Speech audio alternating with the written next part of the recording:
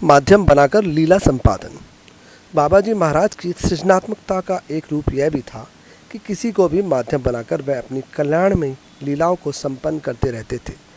ऐसा अनेक लीलाएं हैं और तब अपने को और अपनी शक्ति सत्ता को गुप्त रखते हुए उस माध्यम को ही कार्य संपादन के लिए श्रेय देते हुए उसका स्वयं गुणगान करने लगते सबके समक्ष। हरदा बाबा श्री हरिदत्त कर्नाटक अमेरिका चले गए थे, पर उनका वीज़ा केवल अल्पकाल के लिए ही था और उन्हें वहाँ और अधिक रहना था। इस संदर्भ को लेकर कैची में उपस्थित रामदास डॉक्टर रिचर्ड एल्बर्ट से बाबा जी बार बार कहते थे, हरदा को अमेरिकन ग्रीन कार्ड दिलवाना है, और उनसे पूछते, क्या तुम अमेरिका के प्रेसिडेंट को जानते हो? क्या तुमने उनके साथ चाय पी है? आदि आदि।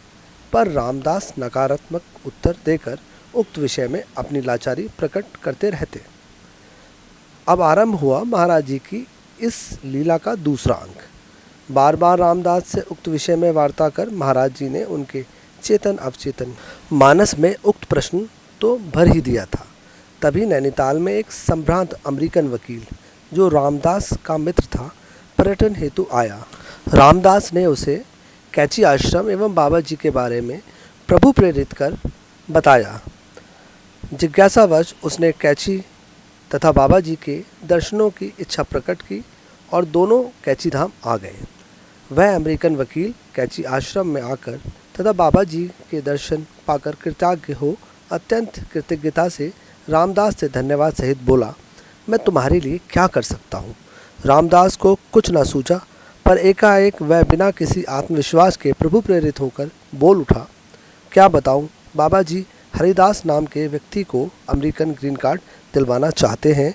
मैं दुखी हूँ कि मैं इस विषय में महाराज जी की कोई सेवा नहीं कर पा रहा हूँ।